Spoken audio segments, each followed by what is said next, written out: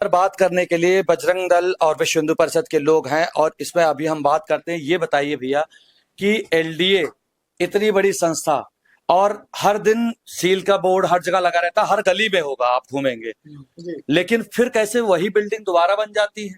लेन then की व्यवस्था जारी रहती है। सही, देखिए स्पष्ट बात है। लेन देन की व्यवस्था जारी रहती है हर जगह, सभी जगह मालूम होगा कि अग्निशमन की एनओसी लगती है।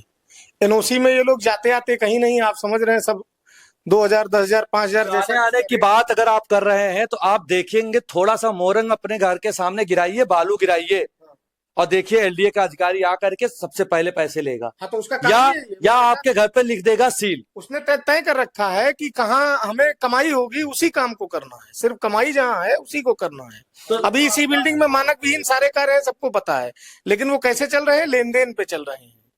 अलीगंज अधिकारियों ने रेट फिक्स कर रखे हैं।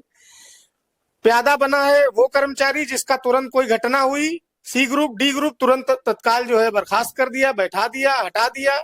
ये सब सारे चोंचले अधिकारियों के हैं।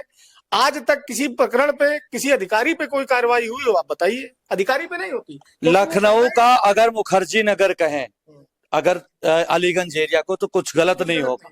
सारे वहां पर कोचिंग संस्थान है, बड़े से बड़े नाम आप ले लीजिए और छोटे से छोटे हैं, लाइब्रेरी है। क्या कभी कोई जांच की गई? कोई जांच नहीं की गई। तमाम घटनाओं के बाद भी कोई जांच नहीं की गई। अब आपको एक और घटना याद दिला दे, दिल्ली में होटल में आग लगती है, पूरे लखनऊ के होटल्स में मार्च हो जाता है। क्यों कोचिंग संस्थान में भीड़ नहीं होती? अस्पतालों में भीड़ नहीं होती?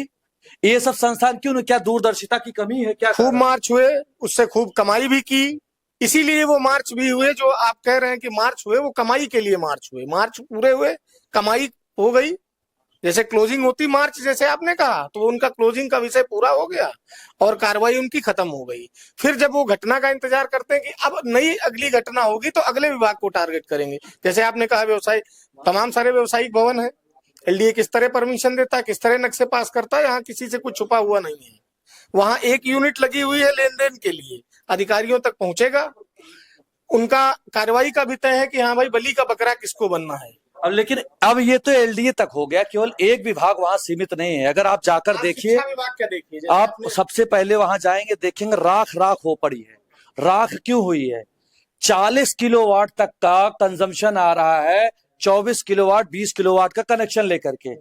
आप अपने घर का अभी कनेक्शन चलाइए, 3 महीने चलाइए 3 किलोवाट को, और 4 किलोवाट अगर कंजम्पशन होगा, सीधे 4 या 5 किलोवाट कर देगी सर। क्योंकि आप कोई भी जो आवासीय गतिविधि जहाँ हो रही है, वहां कोई रेगुलर पैसा देने नहीं आता है, वहां वो टारगेट करके पैसा लेते हैं। और ये जो आप कह रहे हैं लगातार 20 वाट का अलाउ है कनेक्शन और 40 वाट चल रहा है, तो वो रेगुलर कमाई का अड्डा है। अधिकारियों को वहां मालूम है कि यहाँ हर महीने, हर हफ्ते, हर 15 दिन में ये प्रत्येक विभाग के अधिकारियों की कहानी है।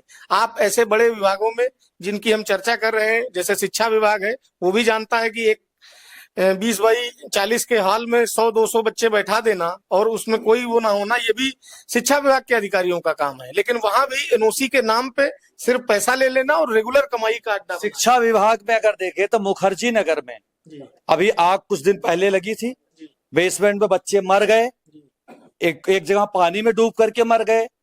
फिर भी क्या यहाँ पर शिक्षा विभाग अलीगंज घूमा है? अलीगंज में ये तो चौड़ी गलियां थी, 50 फीट की गली थी, कई ऐसी गलियां हैं जो 22 फीट 25 फीट के। जो आप कह रहे हैं, इस तरह के मामले अधिकारियों के लिए, जैसे कहते नहीं, उत्प्रेरक का काम कर। इस तरह का एक घटना हुई, सभी कोचिंगों की जांच हुई। अब आप देखना, आप कहीं नहीं जाने वाले हैं, आप देखना सभी कोचिंगों की जांच होगी, सभी संचालकों से ठगी होगी, उगाही होगी, किसी बड़े अधिकारी पर कार्रवाई नहीं होगी।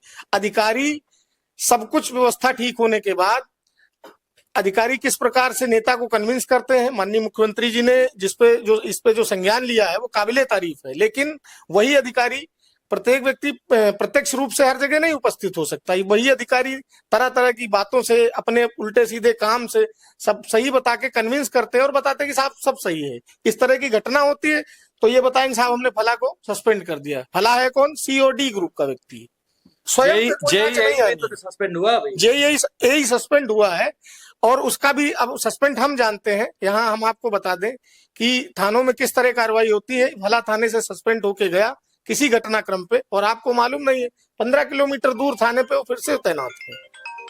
इस तरह की चीजें। इसके अलावा अगर अभी हमेशा हर जगह प्रशासन को ही हम अगर गलती दें तो हमारी भी गलती होती है। एक बच्चा छोटा मतलब जो पढ़ने जाता है, सबसे पहले लाइब्रेरी में घुसता, कहता भैया एसी चलती है, पानी चलती है, पानी मिलता है ठंडा, आरओ का पानी है, चेक कर लिया। क्या पेरेंट्स की ये नहीं चाहिए कि भैया आपने बच्चा कहा हाँ। तो बच्चे पे आप ये जान लीजिए बच्चे कितने मैच्योर होते हैं। जैसे ही आप बात आई, आपने बच्चा कह दिया, पानी पीना, एसी चलना, बैठक व्यवस्था ठीक होना, यही उसकी जरूरत है। नहीं, माता पिता का भी जिम्मेदारी तो होनी चाहिए। बहुत सारे माता पिता, आप इसमें जितनी घटनाएं हुई हैं, बहुत सारे माता पिता, मैं आपको बता दूं, मेरे 2-4 गार्जियन जानने वाले हैं, आप उनसे पूछिए क्या फायर की एनओसी, तो आपको नहीं बता पाएंगे। उन्हें स्वयं भी नहीं मालूम क्या इसमें डीआईएस एनओसी देता है, क्या इस व्यवसायिक भवन को, आवासीय भवन को व्यवसायिक किया गया, वो माता पिता वो खुद नहीं पढ़ पाए। इसीलिए वो प्रयास करते हैं कि अपनी मेहनत का कतरा कतरा जोड़ के उसे पढ़ाया जाए, बच्चे को पढ़ाया जाए। और वो अबोध बच्चा सिर्फ जानता है कुर्सी, मेज और एसी, कूलर, पीने की व्यवस्था, पानी पीने की व्यवस्था, ये सब ठीक रहे, वो ये सारे क्रियाकलाप नहीं जानता। हम अधिकारी हैं, हम कहीं ना कहीं जिम्मेदार हैं इस बात के, और हमें ये जानना चाहिए कि हम क्या इस बच्चों के साथ करते हैं। कमाई करने के अवसर, आप मान लीजिए ठीक है उसको रहे करप्ट है, लेकिन डायन भी 4 घर छोड़ देती है, तो आप शिक्षा को छोड़ दीजिए, चिकित्सा को छोड़ दीजिए, ये सारी चीजें छोड़ दे तो कम से कम आपका भी ठीक रहे। बच्चे गांव से निकलते हैं, छोटे छोटे गांव से बड़े बड़े सपने लेकर के आते हैं, और अलीगंज जैसे क्षेत्र में ये सोचते हैं कि हम आने वाले समय में प्रशासनिक अधिकारी बनेंगे, अपने घर का नाम रोशन करेंगे, अपने घर का दीपक बनेंगे और अपने घर की गरीबी दूर करेंगे। लेकिन वही प्रशासन के करप्शन में दब करके, जल करके और धुएं में घुट करके मर जाते हैं। इसको हम किसकी नाकामी कहें? प्रशासन की नाकामी कहें, सरकार की नाकामी कहें, या उस समाज की नाकामी कहें जो उनको एक्सेप्ट करता चला आता है? आप इस पर कमेंट करें और बताएं। और सरकार इस तरह की जो भी एक्टिविटी हो, कोई भी कोचिंग संस्थान हो, हॉस्पिटल हो, आप स्वयं एक बार उसका कंप्लेन जरूर करें, क्योंकि आप भी एक नागरिक हैं, देश के जिम्मेदार